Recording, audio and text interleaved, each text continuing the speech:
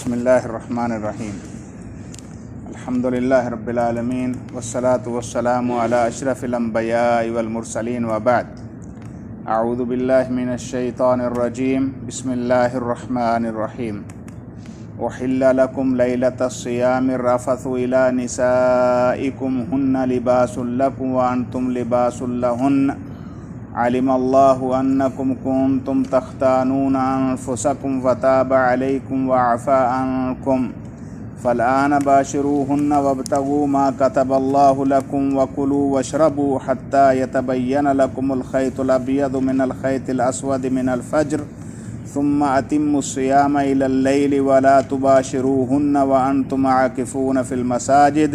تلک حدود اللہ فلا تقربوها كذلك يبين الله آياته للناس لعلهم يتقون۔ سورہ بقرہ کی آیت نمبر 187 ہے۔ رمضان، روزے اور اللہ جل جلالہ کی طرف سے اس کے اندر رخصتوں کا تذکرہ جاری ہے، اور اسی سلسلے کی اب یہ جو آیت مبارکہ ہے اس کے پیچھے اصل ایک سبب ہے، یعنی اس آیت مبارکہ کا سبب نزول ہے۔ صحابہ کرام رضوان اللہ علیہ مجمعین پر ابتداء میں جب روزے فرض ہوئے تو کھانے پینے اور ہم بستری کے لیے جو وقت تھا وہ افطاری سے لے کر عشاء کی نماز تک یا حد زیادہ سونے تک تھا، یعنی سونے سے پہلے جو کھا پی لیا وہ ہے، اور جب سو گئے تو بس پھر اب اگلا روزہ شروع ہو گیا، پھر اگلی مغرب کو ہی افطاری کرنی، اور یہ سلسلہ کافی عرصہ چلتا رہا۔ ایک معاملہ ایسے ہوا کہ صحابہ کرام رضوان اللہ علیہ مجمعین میں سے ایک صحابی تھے، ان کا نام تھا قیس بن سرمہ الانصاری رضی اللہ تعالیٰ عنہ۔ وہ اپنے کھیتوں میں کام کرتے تھے اور تھکے ہارے شام کو آئے، روزہ افطار کیا، لیکن کھانے کو گھر کے اندر کھانے میں کوئی اتنی چیز نہیں تھی جس سے پیٹ بھر سکے۔ افطار کر لیا اور بیوی سے پوچھا کچھ کھانے کا کچھ ہے؟ کہتی ہے تو کوئی نہیں، میں تلاش کر کے لاتی ہوں، آپ انتظار کیجئے، میں آس پڑوس سے پوچھتی ہوں تو کھانے کا کوئی بندوبست کرتے ہیں۔ بیوی چلی گئی، اب وہ تھکا آ رہا سارے دن کا کام کر کے، تو اس کی آنکھ لگ گئی، سو گیا، اور جب بیوی کچھ نہ کچھ لے کر واپس آئی تو آتے ہی اس نے وہ افسوس کا جو اظہار ہوتا ہے وہ عورت نے کیا، کہا کہ اوہو اب آپ سو گئے، اب اگلا روزہ شروع ہو گیا، پچھلے روزے کی ابھی جو ہے وہ کھانا باقی تھا۔ تو خیر اس کو جو ہے وہ ایسے ہی اس نے معاملہ رکھا، اور اگلے دن پھر وہی روزہ، پہلے روزے کی مکمل کچھ کھایا نہیں، افطاری اچھے طریقے سے نہیں کی، اگلے دن کا پھر روزہ، اب دورانِ اگلا دن جو تھا اس میں وہ ایک جگہ پہ بے ہوش ہو گئے۔ نبی مکرم صلی اللہ علیہ وسلم کو بتایا گیا تو آپ صلی اللہ علیہ وسلم کے اوپر یہ آیت مبارکہ نازل ہوئی، احل لکم لیلۃ الصیام احل لکم لیلۃ الصیام الرفث الی نسائکم۔ ایک تو واقعہ یہ ہے، یعنی اس آیت کے نزول میں ایک واقعہ یہ ہے کہ ایک صحابی کے ساتھ ایسا معاملہ ہو۔ اسی طرح سیدنا عمر ابن الخطاب رضی اللہ تعالیٰ عنہ، وہ بھی ایک رات جو ہے وہ عشاء کے بعد، جیسے میں نے عرض کیا کہ شروع میں ابتدائی اسلام میں جب روزوں کی فرضیت اتری تو عشاء تک، عشاء کی نماز پڑھنے کے بعد پھر کھانا پینا اور جماع جو ہے وہ بند ہو گیا۔ تو سیدنا عمر رضی اللہ تعالیٰ عنہ ایک رات جو ہے وہ رات کے کسی پہر اپنی جو ہے وہ زوجہ سے ہم بستری کی، تو صبح نبی مکرم صلی اللہ علیہ وسلم کے سامنے حاضر ہو گئے اور کہا، اللہ کے رسول مجھ پر جو ہے وہ پتہ نہیں اب کیا حکم ہوگا، میں نے یہ معاملہ کر لیا ہے اور میری شہوت جو ہے وہ غالب آ گئی، لیکن رات کا وقت تھا۔ تو نبی مکرم صلی اللہ علیہ وسلم پر اللہ تعالیٰ کی طرف سے یہ آیت مبارکہ نازل ہوگی۔ اب یہ دو مختلف واقعات ہیں، اور اللہ تعالیٰ نے دونوں چیزوں کا تذکرہ جو ہے وہ کھانے پینے کا بھی اور ہم بستری کا بھی اسی ایک آیت میں کیا ہے۔ تو اکثر مفسرین کا یہ خیال ہے کہ بسا اوقات آیت مبارکہ کا نزول جب ہوتا ہے تو اس کے اندر کئی ایک واقعات اکٹھے ہو جاتے ہیں اور پھر اللہ کی طرف سے حکم آ جاتا ہے۔ تو یہ اب جو پہلے فرضیت کا جو معاملہ تھا تو اس کے اندر رخصت آئی، تو اس کو اللہ تعالیٰ نے یہاں بیان فرمایا، احل لکم لیلۃ الصیام، جائز ہے تمہارے لیے رمضان کی راتوں میں، روزوں کی راتوں میں، احل لکم حلال ہے، جائز ہے تمہارے لیے لیلۃ الصیام، روزے کی رات میں، الرفث الی نسائکم، اپنی بیویوں کے پاس جانا، ہن لباس لکم وانتم لباس لہن، وہ تمہارا لباس ہیں اور تم ان کا لباس ہو۔ لباس عربی زبان میں جو مفسرین نے اس کی تفسیر کی ہے، بعض جو تابعین ہیں ان کا یہ کہنا ہے کہ یہاں لباس سے مراد لحاف ہے، یعنی تم آپس میں خلط ملط ہوتے ہو، اکٹھے ہوتے ہو۔ ہنہ لباس لکم وانتم لباس لہن، تو مرد اور عورت دونوں میاں بیوی جو ہے وہ ایک دوسرے کی ضرورت ہیں، اور اللہ تعالیٰ نے فرمایا کہ اب تمہارا ان کے ساتھ اکٹھے ہونا جائز ہے۔ عالم اللہ کو پتہ ہے، انکم کنتم تختانون انفسکم، اللہ جانتا ہے کہ تم اپنے آپ سے خیانت کرتے تھے۔ تختانون، خطانہ کا معنی عربی زبان میں یہ امانت کے برعکس ہے، یعنی جو بندہ جو اس کے ذمے چیز ہے وہ صحیح انداز میں پہنچا دے تو وہ امانت دار کہلاتا ہے، اور جو اپنے وعدے میں پورا نہ اتر سکے تو اس کو تختان کے معنی سے استعمال جو ہے وہ جانا جاتا ہے، یعنی وہ اپنے عہد کی پاسداری نہیں کر سکا۔ تو کنتم تختانون انفسکم، تم اپنی عہد کی پاسداری نہیں کر سکے، اللہ جانتا ہے۔ یعنی صحابہ پہ مشکل جو ہے وہ معاملہ ہو گیا، ابھی سارا دن کام کاج بھی کرنا ہے اور پھر روزہ بھی صرف مغرب کے وقت ہی افطار کرنا ہے، اس کے بعد اور پھر کوئی موقع نہیں ہے، اور خاص طور پر ازواج کے ساتھ تعلق کا معاملہ مغرب سے عشاء کا جو وقت ہے یہ مصروفیت کا ہے، بچوں کے ساتھ ہے اور باقی معاملات ہیں، تو اس میں اللہ فرماتے ہیں کہ تم اس عہد کو پورا نہیں کر پائے۔ فتاب علیکم، اب اللہ چونکہ جانتا ہے تو اس نے تمہاری بغیر کیے ہی توبہ قبول کر لی ہے۔ فتاب علیکم، اس اللہ نے تم سے تمہاری توبہ قبول کر لی ہے۔ وعفا عنکم، اور تم سے درگزر کر دیا ہے، یعنی آج تک جو تم سے کوئی غلطی کوتاہی ہوئی اس معاملے میں وہ اللہ نے معاف کر دیا ہے۔ تو اب حکم کیا ہے؟ فالآن باشروہن، اب اپنی بیویوں سے ملو، وابتغوا ما کتب اللہ لکم، اور تلاش کرو جو اللہ نے تمہارے لیے لکھ رکھا ہے۔ کیا مطلب؟ جو اللہ نے اولاد تمہارے لیے لکھ رکھی ہے جو ہے وہ بیویوں سے ملاپ کرو، اور اللہ تعالیٰ سے نیک اولاد جو ہے وہ اس کے حصول کے لیے کوشش کرو۔ ساتھ ہی اللہ فرمایا وَكُلُوا وَاشْرَبُوا حَتَّى يَتَبَيَّنَ لَكُمُ الْخَيْطُ الْأَبْيَضُ مِنَ الْخَيْطِ الْأَسْوَدِ مِنَ الْفَجْرِ، اور کھاؤ بھی اور پیو بھی، چونکہ دونوں چیزوں کی ممانعت تھی، جماع کی بھی اور کھانے پینے کی بھی، تو پہلے تو اس چیز کا تذکرہ ہو گیا، اور پھر فرمایا وَكُلُوا، اور کھاؤ، وَاشْرَبُوا، اور پیو بھی، حتیٰ یتبین، یہاں تک کہ واضح ہو جائے، لکم تمہارے لیے، الخیط الاbyض من الخیط الاسود، سیاہ دھاگا سفید دھاگا سیاہ دھاگے سے، یہاں تک کہ واضح ہو جائے الخیط الاbyض سفید دھاگا، من الخیط الاسود سیاہ دھاگے سے، من الفجر، فجر کے وقت میں۔ یہ اصل میں کنایا ہے طلوع فجر کا۔ اصل میں جب فجر پھوٹتی ہے تو چونکہ رات کا خوب اندھیرا چھا چکا ہوتا ہے، اور اس وقت جب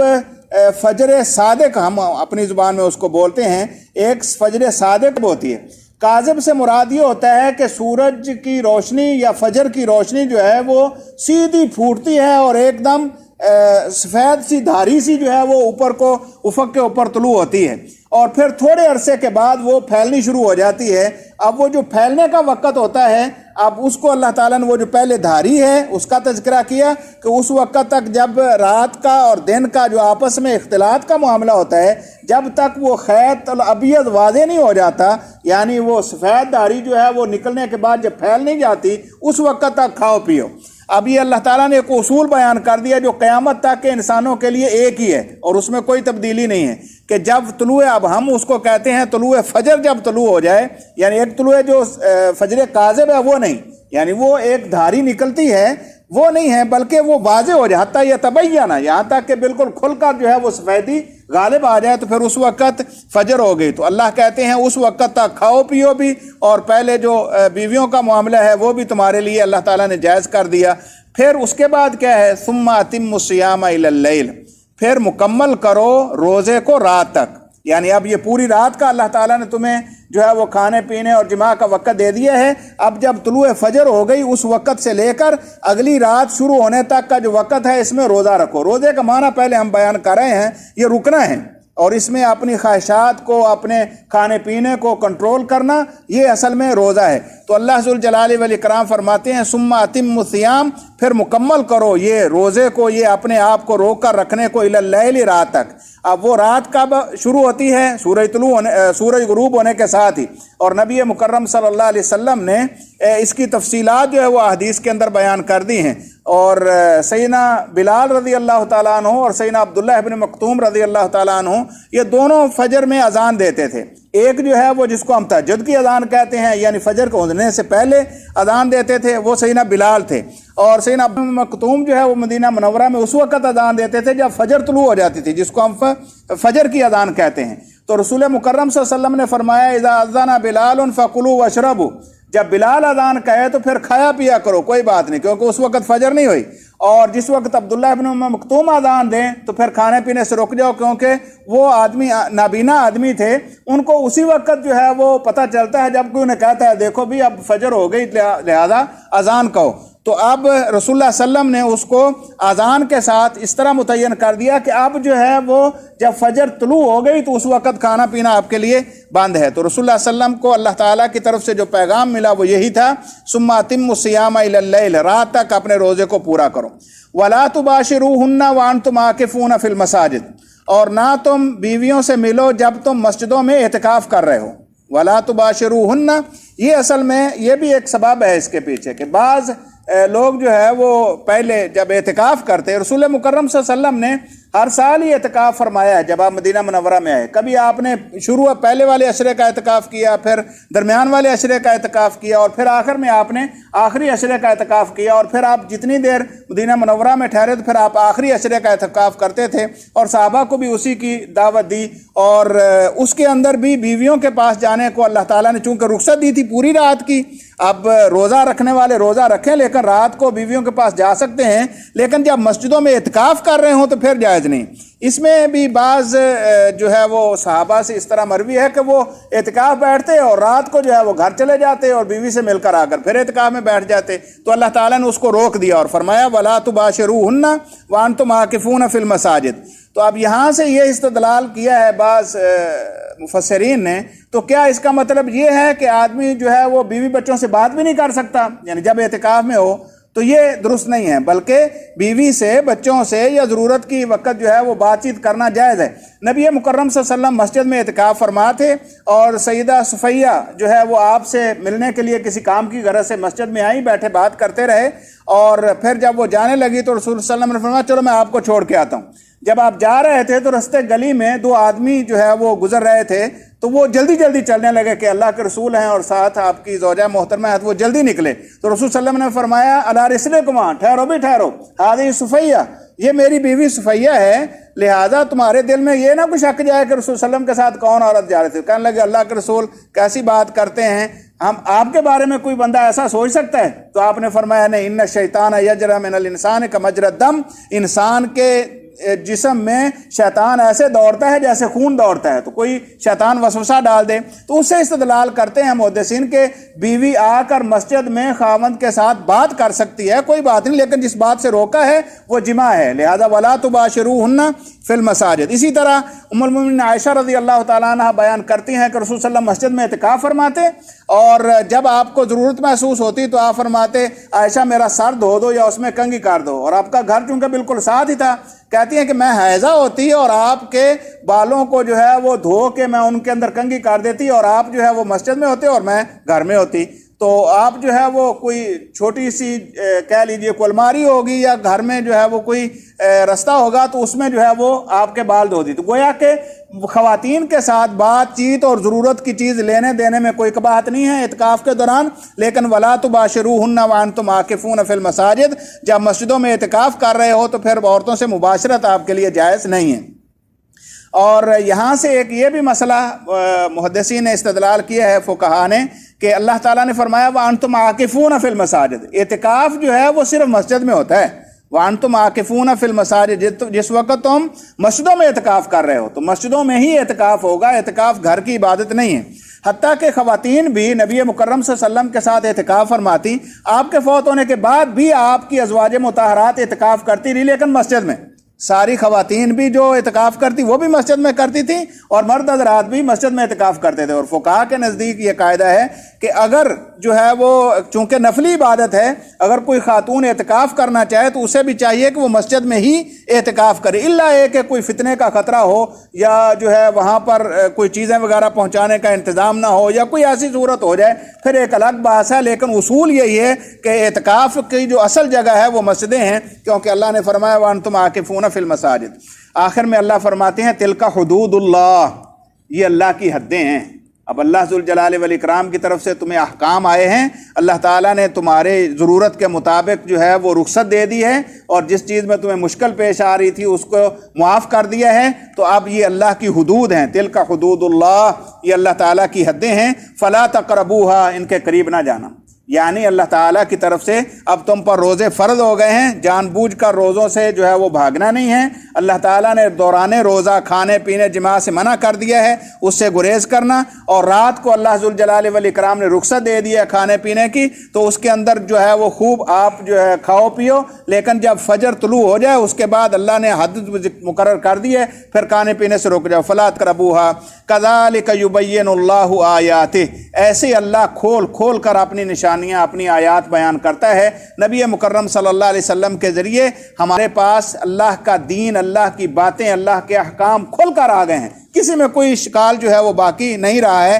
لہذا اللہ کہتے ہیں کذالک یبین اللہ آیاتہ للناس، ایسے ہی اللہ لوگوں کے لیے کھول کھول کر اپنی نشانیاں بیان کرتا ہے، لعلہم یتقون، تاکہ وہ اللہ کے متقی بن جائیں، اللہ سے ڈرنے والے بن جائیں۔ تو اصل اللہ تعالیٰ کا ڈر ہے۔ شروع میں بھی اللہ تعالیٰ نے جب روزوں کی فرضیت کا تذکرہ کیا تو کہا تم پر ہی نہیں، پہلے لوگوں پر بھی فرض کیے تھے، اور ان کا اصل مقصد اللہ کا ڈر ہے، اللہ کا تقوی ہے، اللہ کا خوف ہے۔ اور اللہ جل جلالہ کی محبت دیکھیے کہ جہاں مشکل آتی ہے اللہ اس کے اندر آسانی پیدا فرما دیتے ہیں، اور حکم کو جو ہے وہ بدل دیتے ہیں۔ اگر سفر میں ہو، اگر آپ جو ہے وہ بیمار ہو، روزہ ہی نہ رکھو کوئی بات نہیں، اور اگر اللہ تعالیٰ نے تو ہمت اور توفیق دی ہے تو پھر روزے تم پر فرض ہیں، پھر ان روزوں کو رکھو، اور ان درمیان بھی جو تمہارے اوپر مشکل آ رہی ہے کھانے پینے کی اور رات کو، اس کی بھی رخصت مل گئی ہے۔ لہٰذا اب اللہ کی حدود کا خیال کرو، کسی ایسی وجہ سے، کسی ایسے عمل سے جو ہے وہ اپنی ان عبادات کو جو ہے وہ ترک نہ کرو، بلکہ اللہ کی حدود سمجھ کر اللہ کا حکم مانیے، اور اسی کے اندر اللہ کا حقیقی تقوی ہے، اسی میں اللہ تعالیٰ کی حقیقی عبادت ہے۔ اللہ سے دعا ہے اللہ ذوالجلال والاکرام صحیح معنوں میں اللہ تعالیٰ کے احکام پر عمل پیرا ہونے والا بنا دے۔ وآخر دعوانا ان الحمد للہ رب العالمین۔